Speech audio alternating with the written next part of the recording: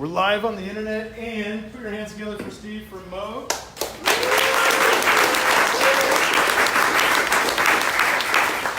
We got kind of a special event tonight. It's kind of like a multi-part thing. We got like an awesome demo of stuff that's already been out, the DFAM and the Mother, plus like totally hands-on, like awesome demo of the brand new grandmother. So that's going to be pretty cool. And Nate's here also from Moog too. So Jason just got these, so there's more coming in there too. yeah, there are more coming. Yeah. All right, sweet. Well, thanks again. Yeah. All right, thanks. Cool. Glad to be here. Again, we're coming from for those coming from Asheville, North Carolina. My name is Steve from the factory. This is Nate. He's also from the factory. And what we're going to show you tonight is not only the new grandmother, but the DFAM that came out just at the turn of the year. And the last time we were here, we actually went over the Mother-32 in depth, and we had Ben Far and Roden here, and they actually snuck in a bit of DFAM then, but we didn't talk about it. So we'll dive into those things, how to incorporate them all together, and then Nate will come in and actually talk about some sound design possibilities that you can do with the grandmother, being a semi-modular keyboard synthesizer. So really, let's start there. This whole world of instruments that we have are all semi-modular synthesizers. If I go too fast, just let me know with this stuff. So with the semi-modular synthesizer, essentially what you're doing is out of the box, you're getting a synthesizer that without having to patch anything. For those people who are thinking about getting into this, you can still use the synthesizer. It will still make notes. There's enough of the synth and its essentials under the hood that the signal path is already determined for you. And then you have different patch points on all three of the synthesizers where you can start changing your signal path and really exploring sounds to a further degree. So the grandmother is a keyboard semi-modular synthesizer. I guess anybody familiar with the Workshop? Yeah. Technically a keyboard synthesizer. It's got one octave on it. It's also semi-modular. So there's another one to play with, especially with the expander board on there too, which you can do some cool mods with also to really turn it into the synth you want. So I guess the order that I'm going to do this in tonight is I'm going to start with the DFAM and just talk about what that is, what it's capable of, what it's not, and then I'll slide into the grandmother with what that is and what it has going on and some cool things that you can do with it. And then, like I said, I'll put it all together again, show you how to do that, because that's a big question mark. Like, how do I connect all this stuff to make it work together? And yeah, we'll have a good time. All right. All right. So DFAM. That's the spring reverb over here on the grandmother. DFAM.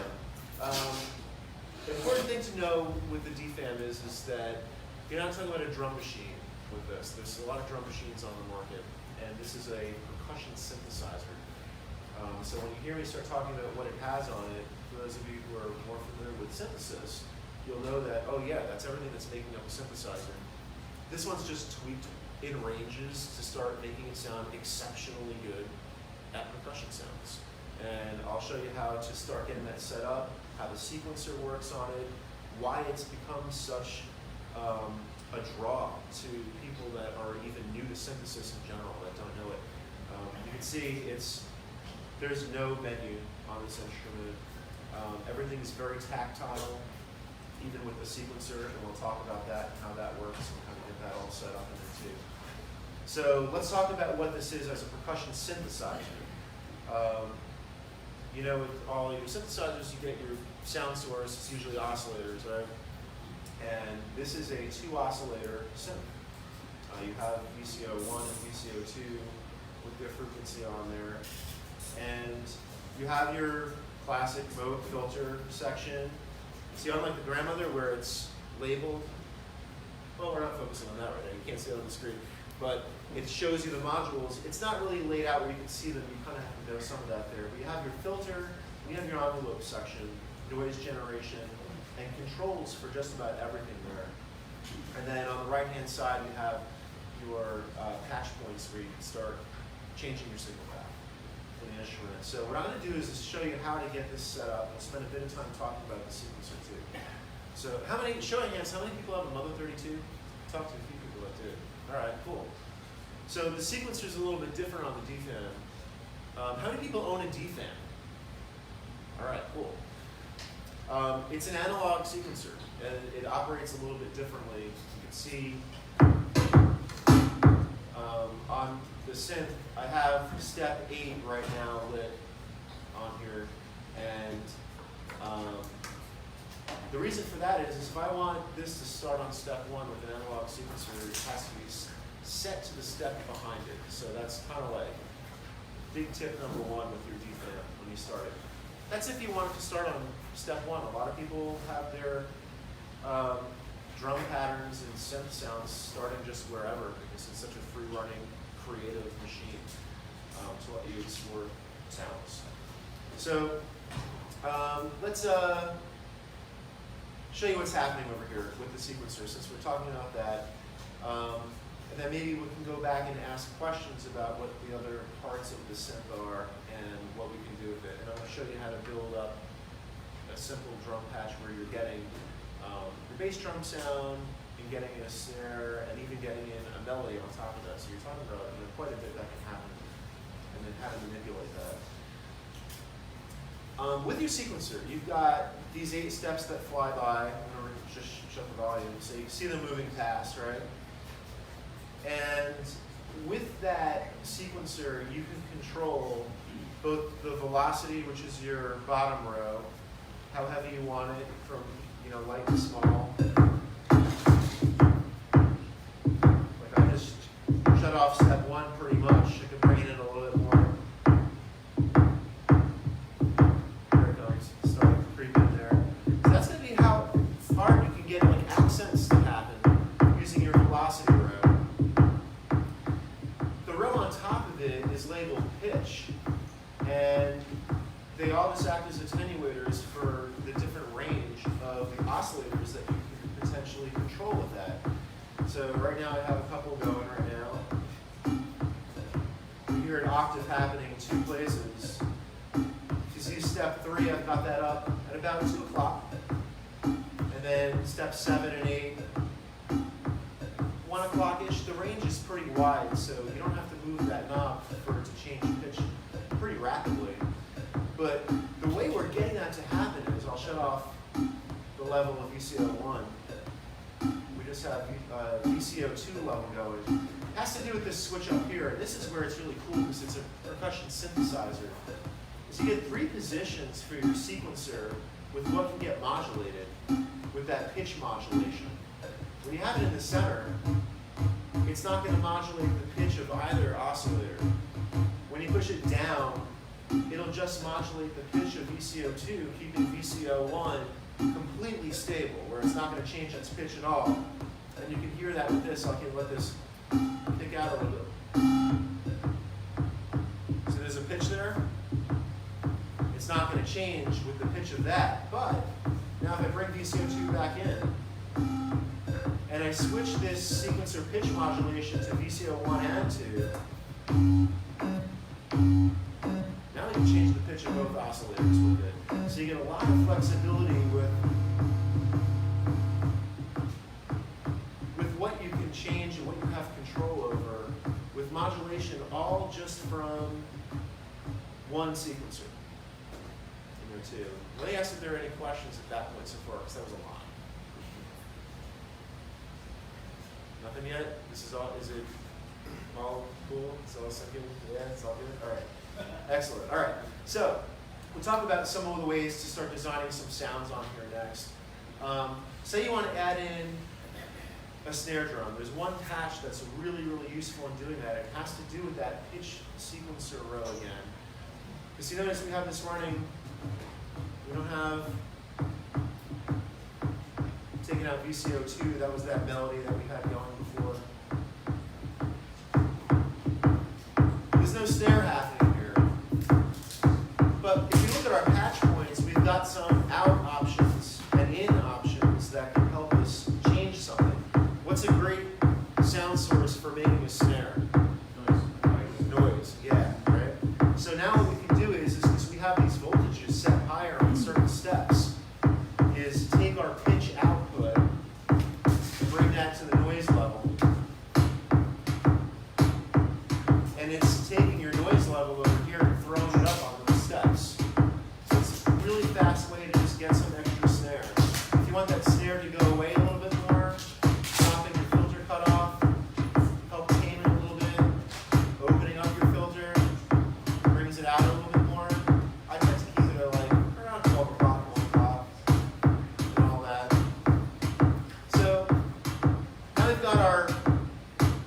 drum pattern happening, right? How do we get that bass drum to start sounding so tight and crispy? Too? Well, there's a few things that we're doing. We're going to start with just the VCO1 envelope gate amount. It's up pretty high right now, and that's where a lot of the front of that bass drum is coming from. If I start backing it down, this is where you can start taming that to the point where it's really almost just going to give you a pitch coming out. So this will start help giving you that punch, which the DFAM, I think, anybody who owns one or has heard them before really starts shining. It's pretty tight in the front, right? The other one that's going to help you is going to be that VCO decay. You take that down, or as you start bringing it up, you'll start getting those electro hits. Big fat res hits. For right now, I've got it kind of set just to something a little really hard. The other ones that can help you shape what that bass drum is going to be. Here, I'll take the hi-hat out with the snare out there. It's going to be your VCF envelope amount and the VCF decay. So this is affecting your filter. And you can see those are up pretty high also, just because I'm looking for that really heavy hit. But you can start backing this down, and it's the same as backing down the cutoff. So then you can modulate some of this too with the inputs that are happening to really get, if you had something timed on there, hands-free, it gives you a nice change of what you get for the sound design on it. Now one of my favorites is then going to be your VCA decay. And this is just how long your VCA is. Who can tell me what the VCA is? For people in the room who don't know, anybody want to? You might say.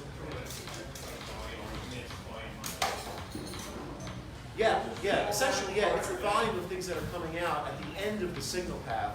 So this VCA decay, you can hear right now, all the way down, it's almost just a click at this point, right?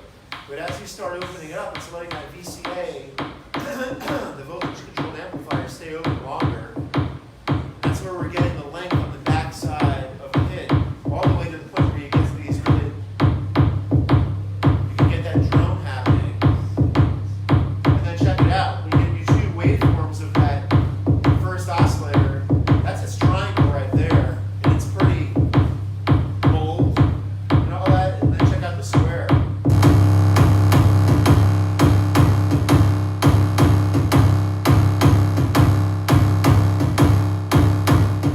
So we got 8 steps, right? Yeah, and then thinking, oh, 8 steps isn't that much. But with 2 oscillators and all this tactile control over each step, you can start changing the patterns if you want. Pulling out patch cables, for example. We don't have our, let me bring it back to the triangle. Get a little more Euro sound here going. But yeah, let's, building up this drum part and all that.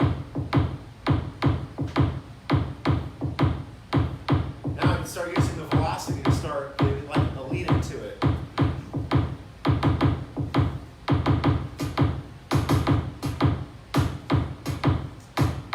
Now if you remember VCO2, we had doing what? Was it doing a drum part? No, it was doing a melody line in there. It was good.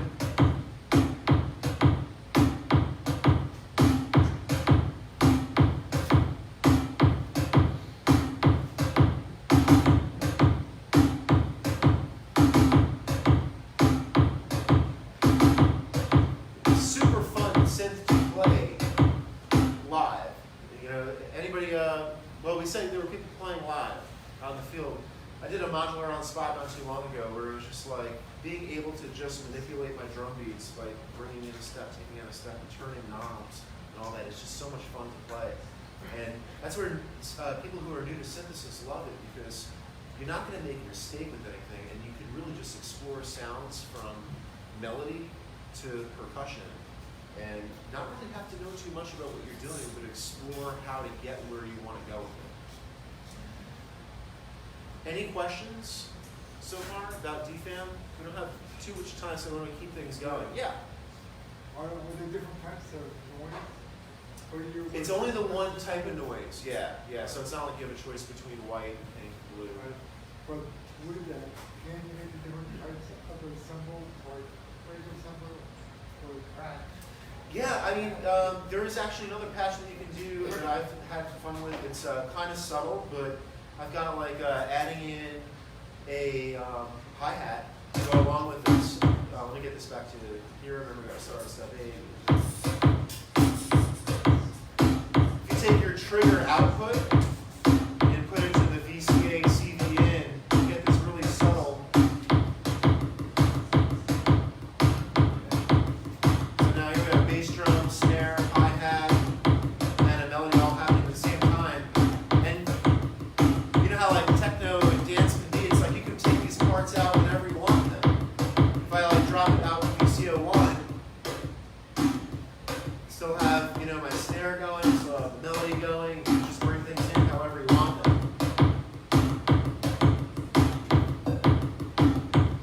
And it's very effective too. Fun. I saw another question over here. So, sorry, dumb question. So if you're using the sequencer to select which of those, or simultaneously it's all of what you showed and you have to turn it down? Yes, yeah. So simultaneously, you're controlling the velocity of each step and how hard you want that note to And that's hit. one value. Right. Okay. And so it takes a little bit of like getting them right. Like say you want a snare to happen on the same, on a beat that you don't want the bass drum to hit. Right. Getting that velocity position, you just have to fine tune it so that you don't really hear the kick, but you hear the snare for it too, and adjusting some of the levels of the noise on it. But then also simultaneously, yeah, you're also then controlling the pitch value, and then you could actually reroute certain things out of here to affect those positions also too. So that's where it starts getting into. Maybe Nate will show us if he has some time when he's doing some more the sound design, a little bit more advanced sound sculpture with these to get into that. But yeah, thanks for that question about adding more parts too. Because yeah, that's been a new favorite of mine. Trigger out to VCA CV in, and you get this cool little clippy hi-hat happening. Any other DFAM questions before I go to Mother-32? Can I just say something real quick? If we have we have a little bit of space up here. We're getting like at capacity. If there's any volunteers that want to kneel down or sit down, like over here up front, that would be awesome. Nice, yeah. And I do need to keep the door clear. I think we're getting to the point where I might need to keep the door open, which kind of sucks because of the temperature outside. But we'll see how we do. But yeah, gotta keep the door clear, guys. Thank you. All right. Any other DFAM questions before we go to grandmother? So, just a question. I'm not really sure what the signal flow actually is. You just have separate oscillators for the different sounds.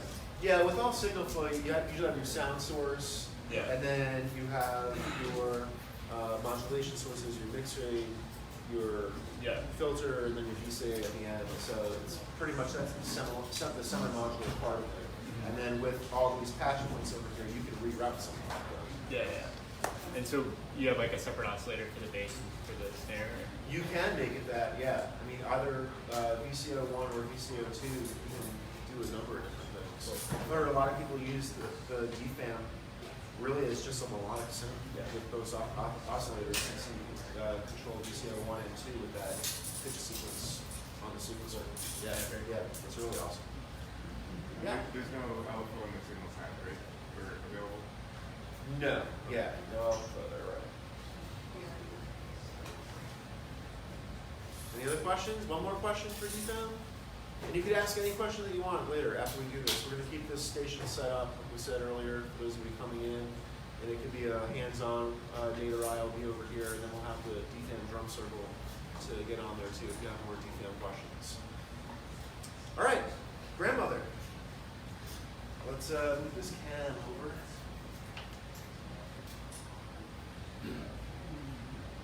No.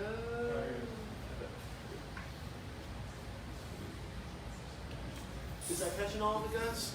Almost. Maybe a little higher up. Well, we don't really need the keyboard so much as the panel. Can we see the panel in full? Oh, We're yes. missing the left side.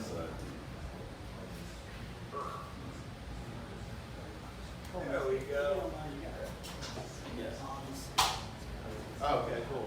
We're missing the whole yellow side on the left. A whole yellow side on the left. Can it go up higher? There we go. Yeah? Yeah. Okay. Spring reverb is cut off a little bit. No, the yellow one. All right. We'll get it. I don't think it can go up much higher than that.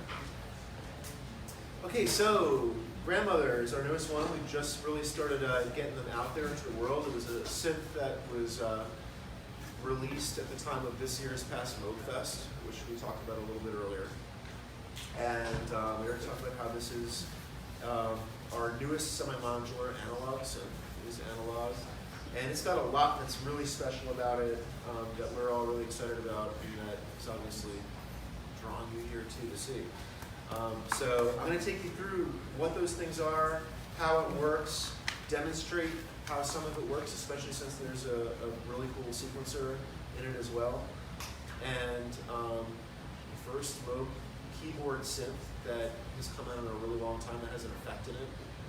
There is a 6-inch spring reverb in here.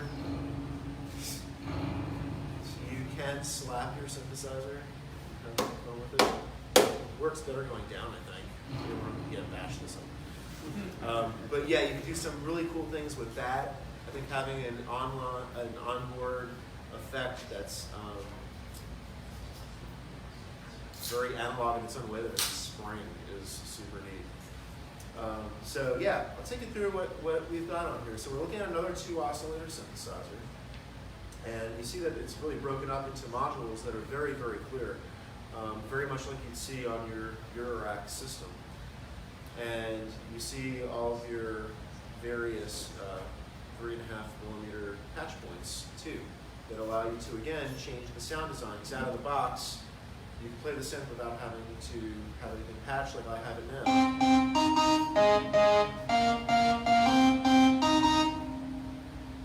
No patch points. It's just all settings for the oscillators. And heard that spring reverb in there? Here's no spring. And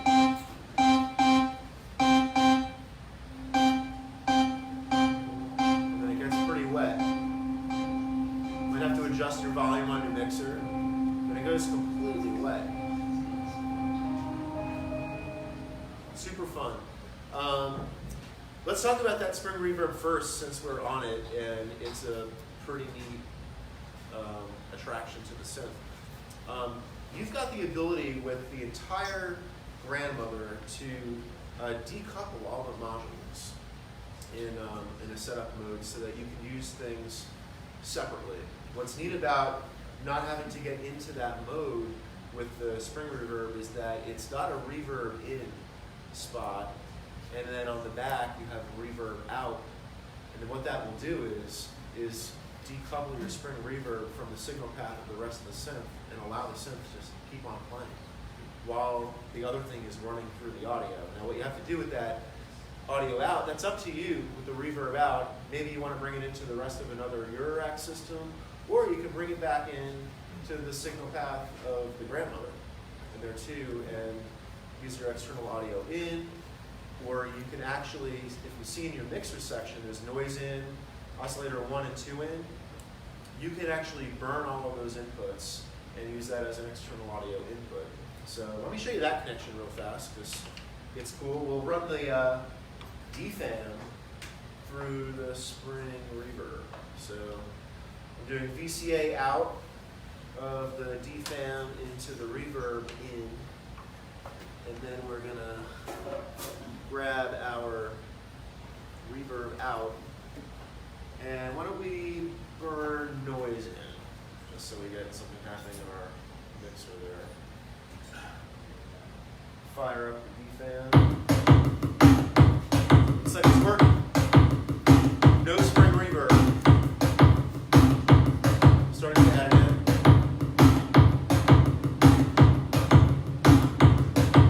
So you have a whole spring reverb tank at your disposal on its own.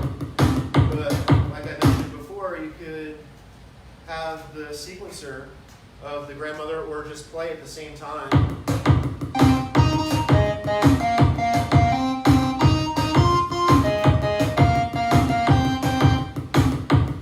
So pretty flexible, whereas in some other synths, when you use an external audio input, you don't get that full control over the synthesizer at that point.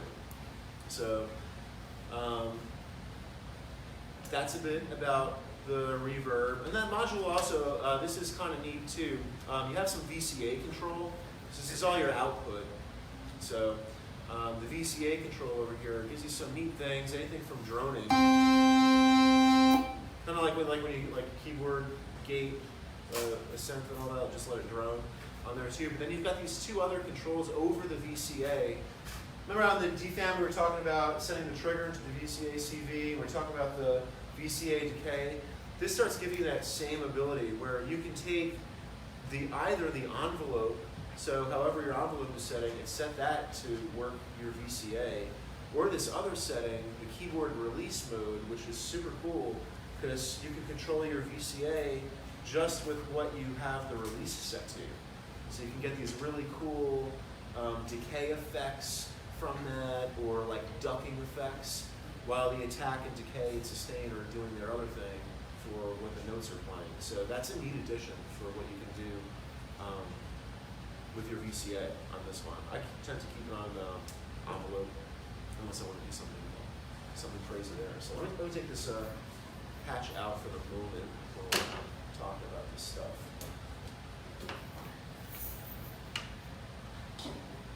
Okay, so if we go back all the way to the left, we started at the right, go over to the left. Here we're looking at our arpeggiator and our sequencer, and some of your patch points sitting up at the top is your keyboard out and your gate out. This is going to be really important for those of you who have eurorack rigs, and it's like you have those oscillators that you've always wanted to control with a keyboard, but there's not always a solution out there. There's a lot of quirky kind of controllers out there for eurorack, which are all great, but to have a great feeling keyboard that can control them, start looking out for this over here to control those, which is really neat. That's going to be your rate for tempo. And then you have your modes. You get all these really cool vintage, old school little switches on it that I think make this really charismatic as a synth. All you do is flip them to what you want it to be, either the arpeggiator or the sequencer. So we have our sequencer on our arpeggiator right now. And you can latch that down, change things up, unlatch it, and it's all just these like simple controls. There's no menu diving with a screen on it, so everything is really on the front and really tactile. Switching into sequencer brings you to the sequence. And let's talk about the sequencer, because it's the other big part of this synth that we like. And all of these have sequencers on there, and that's going to be really fun to start bringing these all together, creating different parts with it. So let me show you how easy it is to use this sequencer. You get 256 steps. You get 3 spots to save sequences. So unlike the Mother-32 where you have, pages and banks worth, and the DFAM where it's just the one over there, this is somewhere in between.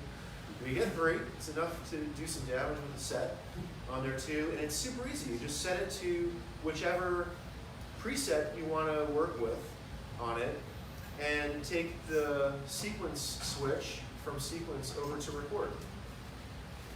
Once we're in that recording setting, now we could start entering our notes and our ties and rests and accents. If you look at these sweet, colorful buttons down here, you see in parentheses underneath. Can you guys see that? No? Yeah, they're kind of tiny. Underneath play, hold, and tap, you have tie, rest, and accent, and it's as simple as just tapping those in when you want to put them in. So start building a sequence. As soon as you start keying in notes, it starts recording. So let's get our first note in.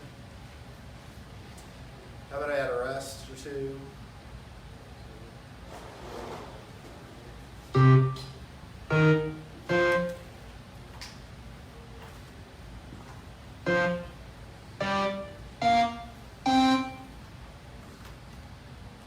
so I recorded that. I'm not good at this. You're done with what it was, you liked it, you flip it back to sequence, and it's not playing it. That's because you have to activate the sequencer by pressing play. And now, when you choose whatever note you want to start on with that sequence, it'll, if you wanted to start on this C or this F, that same sequence is going to play through.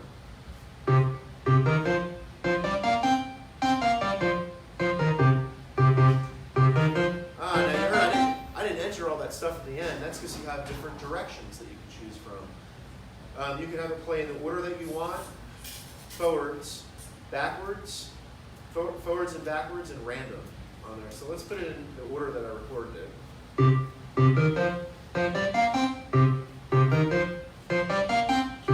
So now we want to do something else. We just activate the hold button, and now we have our hands free.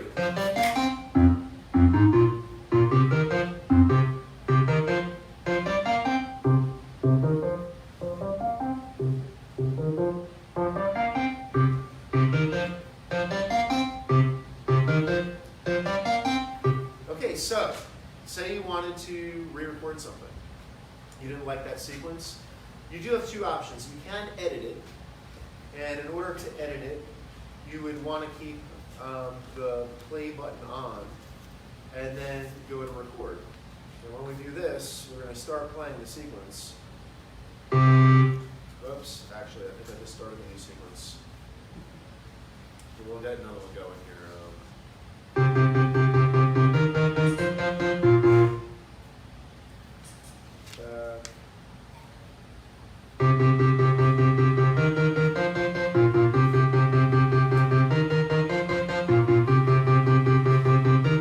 Say I didn't like one of those notes. If I didn't like one of those notes, the way you have to edit it now is probably to slow it down, and as it's playing, you're going to real time change a note. So I'm going to slow it down.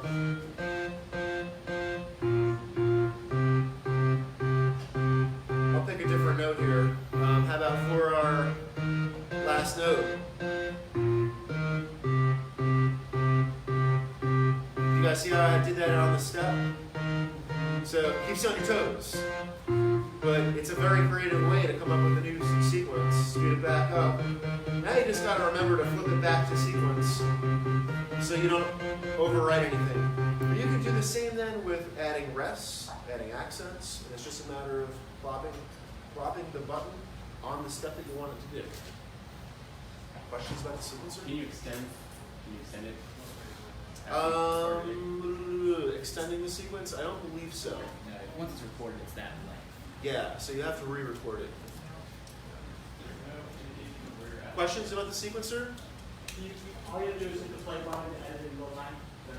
Yes, yeah. So as you have it running, that sequence is already in there, right?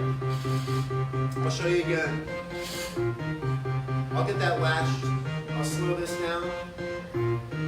And while it's playing, bring it to record. These lights will go off.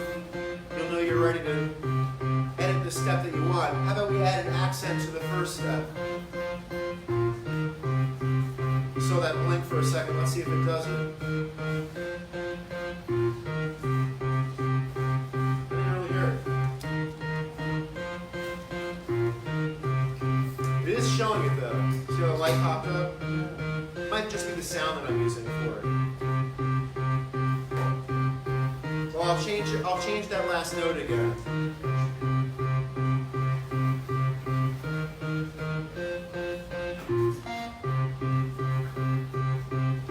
You guys see how that's done? It's pretty straightforward. To ensure you don't keep re-recording over it, bring it back to sequence mode. So pretty tactile, and it's always going to go back to step one. What I saw in a video recently, I don't remember if it was one that Moog put out or not, but to do a tie, you could actually do it on the fly. You hit Yes. one and then the other. Yeah, each one of these, tie, rest, and accent can happen on the Well, fly. when you hit one key and then the next one, it's a tie right there. You didn't have to hit the tie. Yeah, I'll show you another one. You could do a legato as you're entering the sequence on it. I'm going to erase this sequence again. I'll come up with a different one to show you how to do it. This is going to be as easy, if we're ready to re-record another sequence, is instead of just pressing a note and releasing it and having that note get entered, you're going to actually hold down the last note that you played and then play the next note.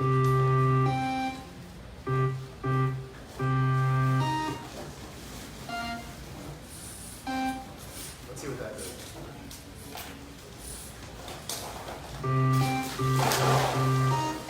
So now you got this legato feel to it, where it's connecting the notes a little bit more. Yeah, there's a few different options that you can do with the sequencer. Is there a length limitation, like how long will do for the sequence? 256 steps. 256 steps. Yeah, so pretty long. And 3 places to save them. So you might be mapping out your sequences ahead of time or recording them again and again. So yeah, that's your arpeggiator and sequencer, which is pretty sweet. That modulation sources, you've got your pitch amount, your cutoff amount, pulse width amount, and a few different waveforms to select from. And then a few various ins and outs. Your rate for your LFO. This is your LFO here. And having the wave shape out is pretty nice. And Nate will show you some things that you can do with that. So I'm not going to get into sound design with those for my portion of it. Oscillator section. 2 oscillators. This looks pretty standard Moog if you're familiar with Moog. Oscillator 1, oscillator 2. You have the ability to hard sync oscillator 2 to oscillator 1, and your different octave ranges for each one of that, and your 2 different waveforms. I know I'm done kind of quick, but I don't want to keep it too basic for everybody either. So remember, just later you can ask questions if you want. Mixer section is pretty sweet. We talked about oscillator 1 and 2 in, which what you can do, and these are just your volume attenuators for 1 and 2, and your noise input, what you can do with that. Output to something else, that's very, very handy. Your noise volume here as well. The utilities section, this is pretty cool and specific to the Moog grandmother. At the very top, you have a molt section, and it's really cool because you just patch into one of these, and the other 3 become outputs for molting your signal. And there you can choose whichever one you want. There's not one specific. There's a lot of eurorack modules out there that can do the same thing, so it doesn't matter where you plug it in. High pass filter, input and output, and you're attenuated, so you got a low pass filter and a high pass filter.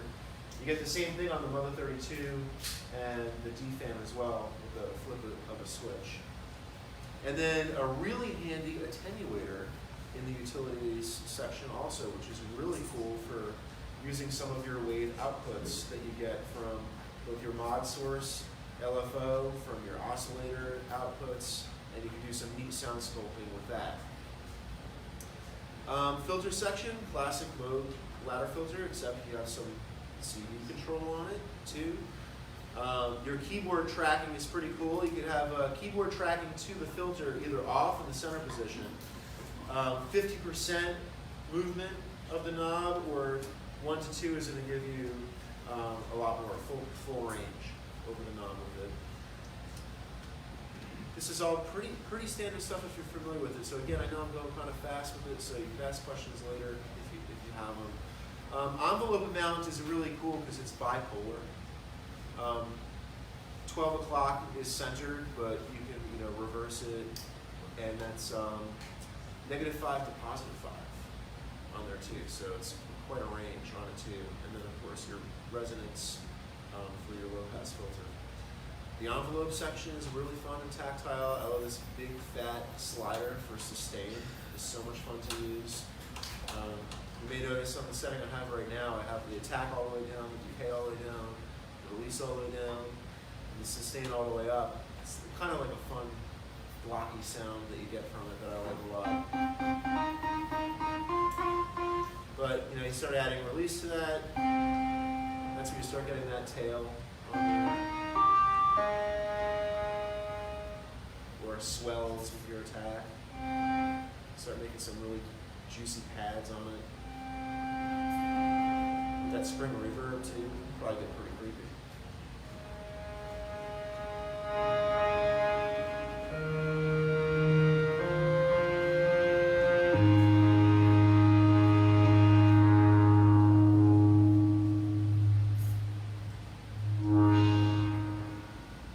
So, fairly straight ahead on what's happening with that. So we'll get into these patch points in a little bit. Last thing I didn't talk about really was modulation with setting things to your mod wheel. Really easy. You know, you're just using your amount knobs here, or then you can start doing some additional patching to start creating the modulation that you want with it. Any questions there before I go into like connecting this stuff together? Yeah. Outside of octaves on the oscillators, do you have like transpose or not?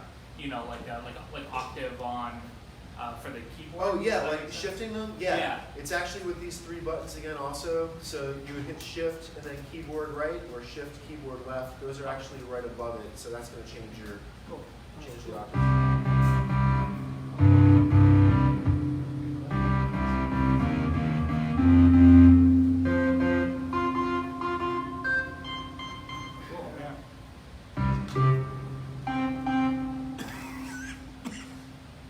Any other questions? We'll get into connecting all this stuff so that you can do your live sets with all this stuff. Okay, so let's talk about connecting it and how to get that going. There are some modes under the hood on the grandmother that can set your pulse per quarter note. And right now it's set so that I'm going to use the grandmother as the primary clock source to then activate the Mother-32 DFAM and have it all clocked at 1 pulse per quarter note, so that everything's happening in the same movement. But you do have the ability to change that for both your input and output of your clock. So have different things happening, so you can really set sensitive some different speeds. But these are all connected together. So let's do some other connections real fast. It does take a little bit of like tweaking just to get it all going when you first do it. But there's a few connections that you're going to want to make. Let's start with getting an output from the grandmother, since we're going to get that clock source. So on the back here, we have our ARC and sequencer CV section over here, and we're going to look for our clock out and grab that guy. And pop quiz. What's the input on the Mother-32 to receive that clock? Tempo jack. Yeah, that's on your bottom left-hand corner. The tempo jack is also an assignable jack. Sorry, I'm using a different cord there. I already have plugged in. It's an assignable jack to different things as well. But this is going to take our clock from the grandmother right now and activate the sequencer at the same speed that we choose with the rate over here, and that's going to be really cool. Now we have to make one more connection though. We have to make a connection from the Mother-32 to the DFAM and get that same clock going on. DFAM owners, what's the connection that we got to make? We need something from the mother first. What's that? Does anybody know? Okay, cool. Glad I bring this up because it can be a tricky thing, and this is where this all starts getting really fun. This jack right over here, you can't see it again. Bring it back over. How's that? Look, it's not wonky, huh? That's cool. Very nice. Whoa. Come on, keep it up that.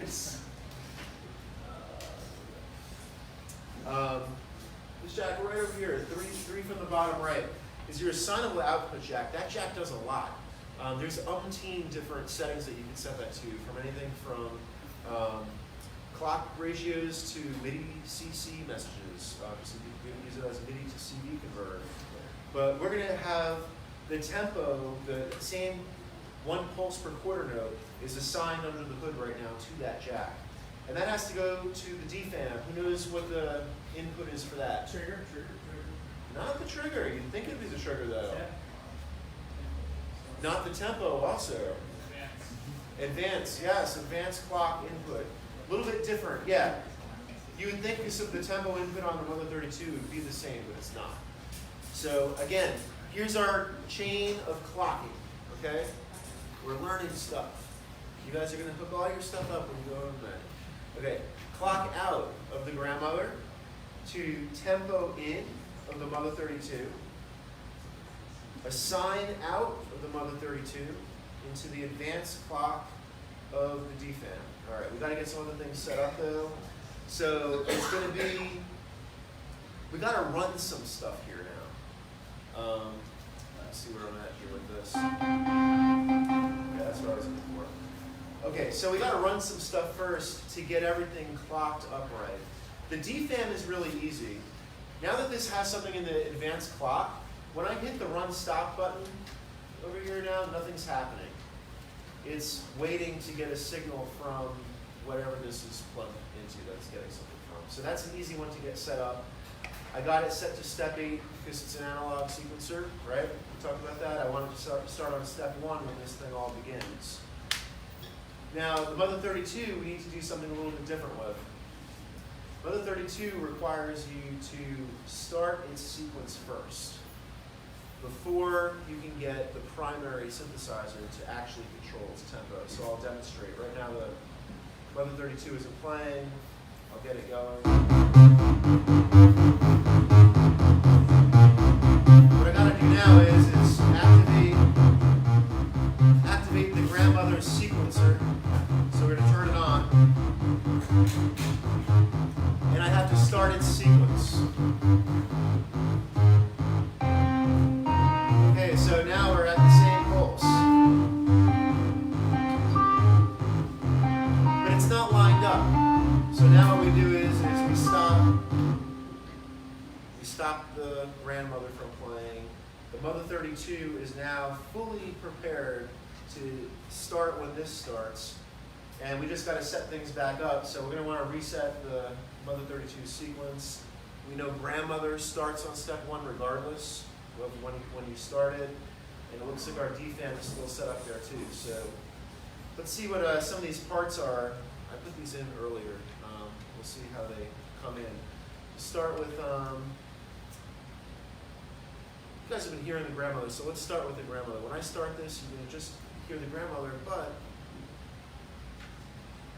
I have the volume all the way down. So you want to, I'll latch that in there.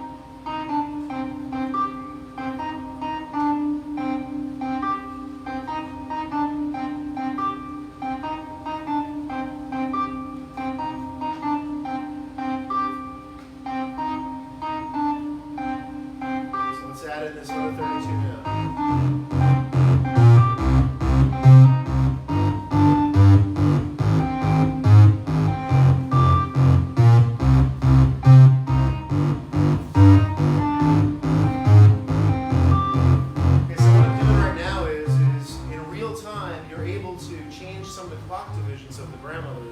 Output on its clock too.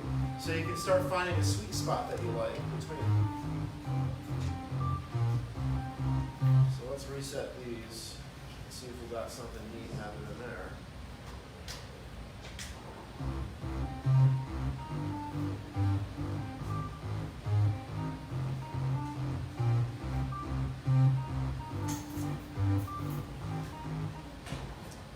Sounds like something got a little thrown off from when I first set this up, guys.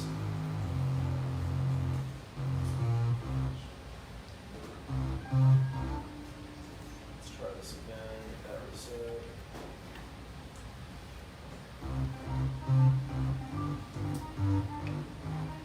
Okay, well, some of the clock got thrown off over here from when I first had this set up. That's a bummer. I'd have to go and check some things out, probably under the hood with some of the PPNs for our clock output. So while this is happening, I'll show you how to do it. All right, so for those under the hood assignables, all you do is press hold and your sync button until the sync button starts flashing orange. And then there's a couple of keyboard codes you have to know in order to get those lined up. I happen to know what they are, so I'm just going to quickly set those up and do another one.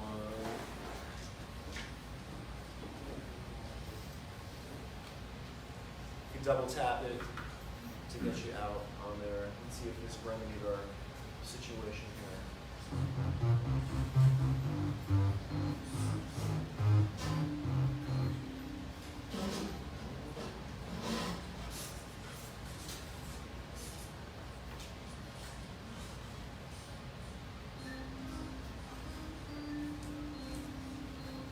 Wait, it's there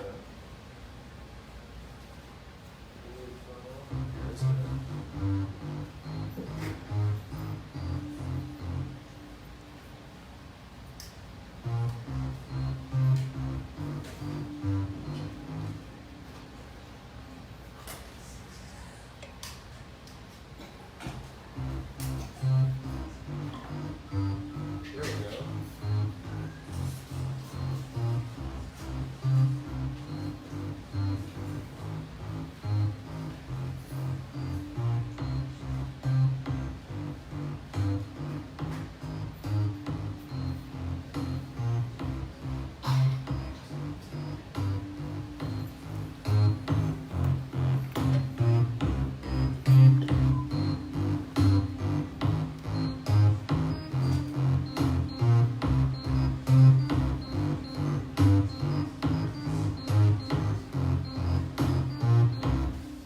Something's still not quite right there.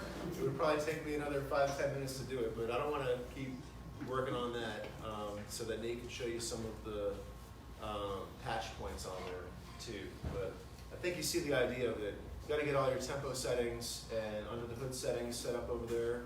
They were earlier. Not sure what happened after I left. Any questions about chaining them together? What those patch points were? That's the really important part behind this. That I hope you guys take away. Yeah.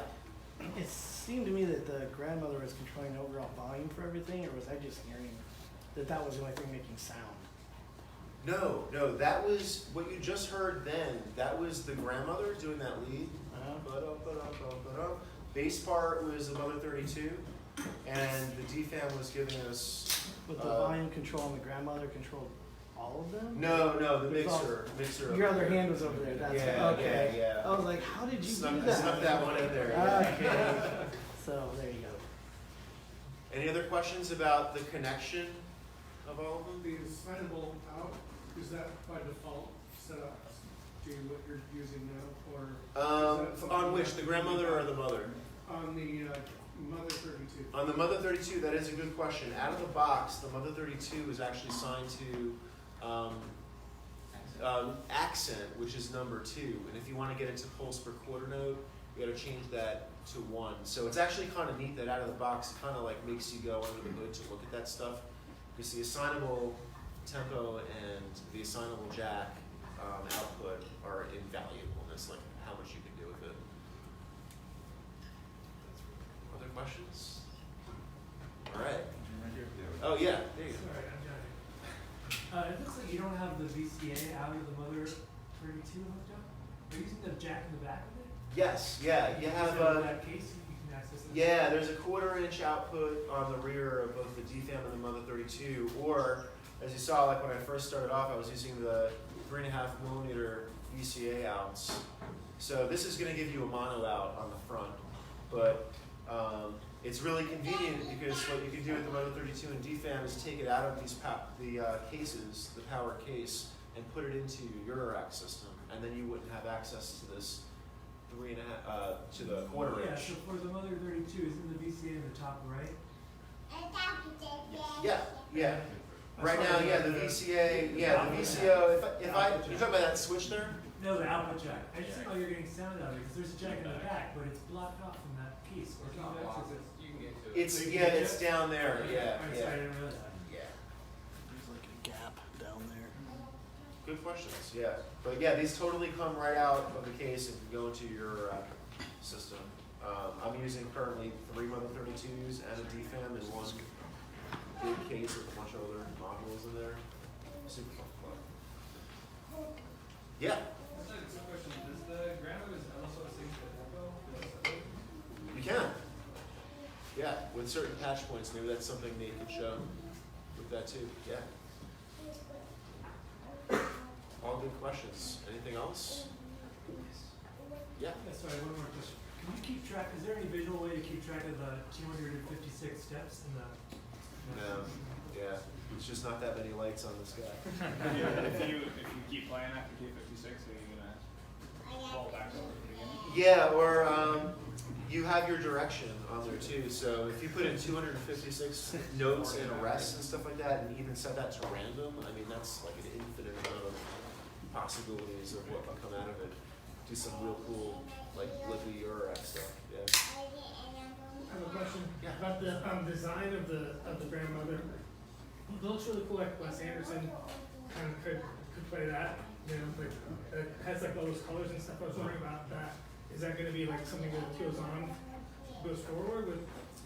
There's no telling. I think it was something that we definitely were focused on with this in there too. But there's a lot of memories back to older synths that some of you probably know, and I think really it was looking for a way to design, actually seeing all the modules with this to help people get synthesis a little bit easier too that are coming into it new.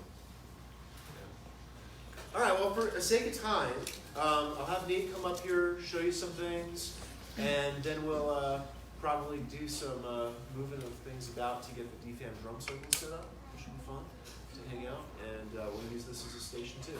All right, thanks everybody.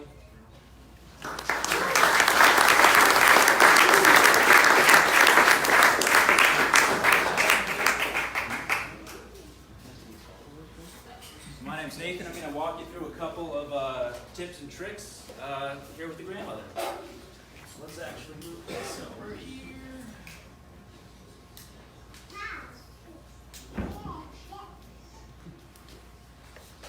Looking pretty good. So we'll take all these patches out here, kind of start with a basic, simple 2-oscillator patch. Simple envelope section, no reverb. Let's see if we're going to hear some sound. Or not. Mixer.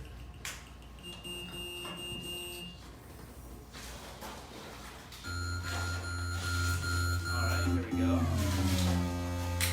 Alright, so we can hear 2 oscillators now. Let's see if we can add a third. Let's take wave out of the LFO here. Can we see that? Yeah, we can see that. Wave out, and let's burn the noise input. So we'll put that in the noise, and we'll just bring the noise up and see what happens. All right, so we have an oscillator going through there. We can hear 3 of them.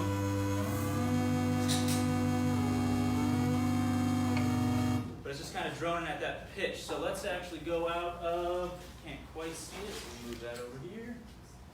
Kind of take this KB out, which would be your keyboard voltage out, and run that right into the rate in on the modulation section there. And now we should be able to track 3 oscillators.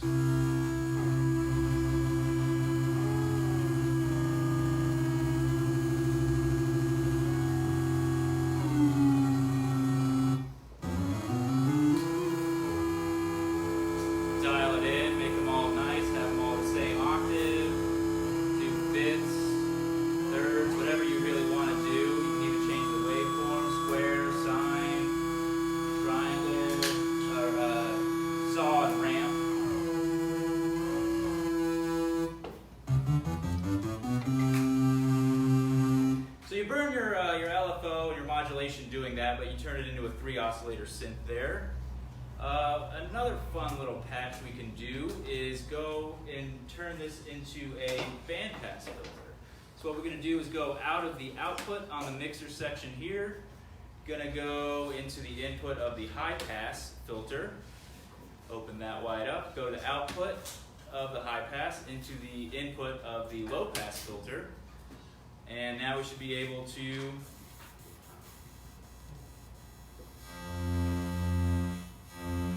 independent controls over your high pass and low pass.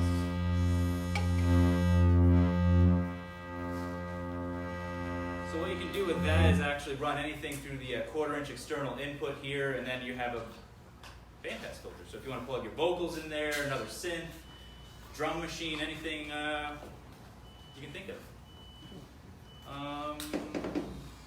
Another fun thing I like to do is actually, we'll talk about syncing that LFO. So we'll go out of the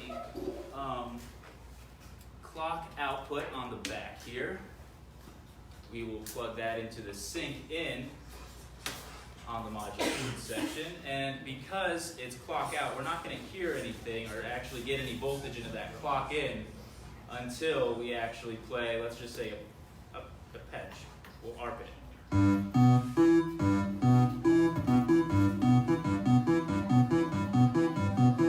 So you can kind of see it, kind of the LFO blinking kind of erratically. What that sync in does is basically reset the LFO waveform after every input from that CV clock output. So we can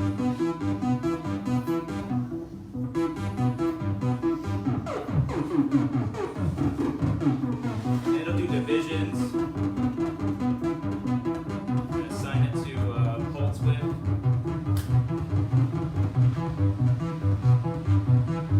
But in that same vein, you also get this S and H out. Does anybody know what that is?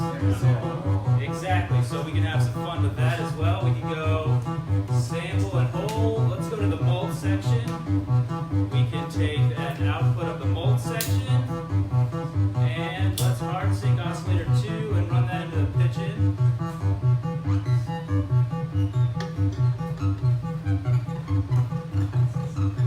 So now we're getting random CV voltages in time with our master clock.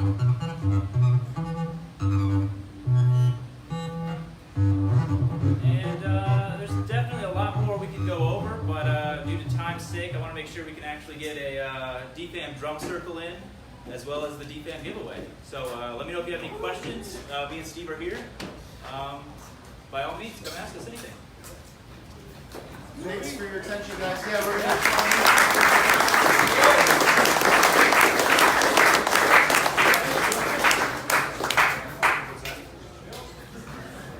Hold on 1 sec. So, has anybody not signed up for the raffle yet? I'd like to. Cool. I see like 3 or 4 hands. If y'all could just make your way up to the counter, we'll get you guys signed in for the raffle. We'll do the raffle drawing. And then we're going to need to, in order to set up the DFAM drum circle, we're going to need to clear out these chairs. So, if we could take like maybe, I don't know, 5 minutes. I'll grab them with 10 you. minutes. Yeah, sure.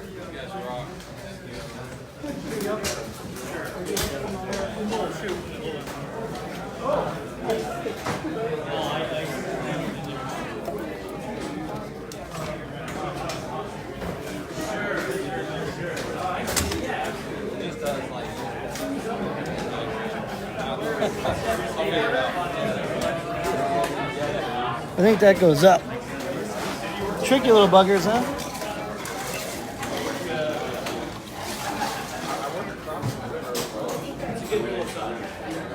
Yeah, I've definitely seen you somewhere, but I can't remember where. Yeah, I've been around here all the time. I live on North Road.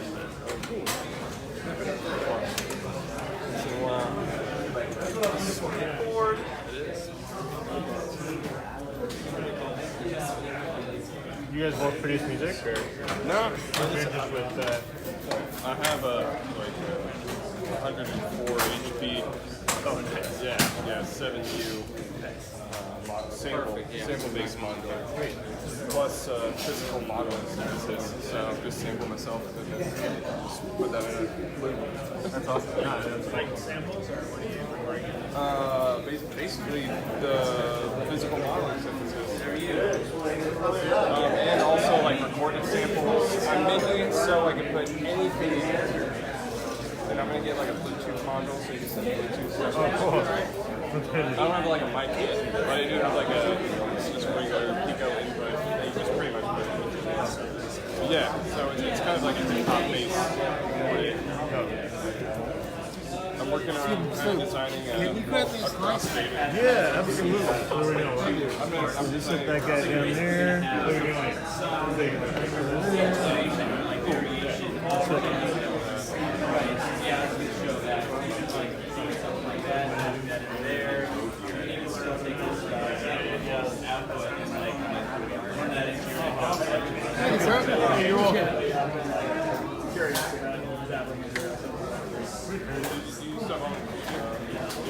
That's what I might know. Oh, okay, nice. Really cheap.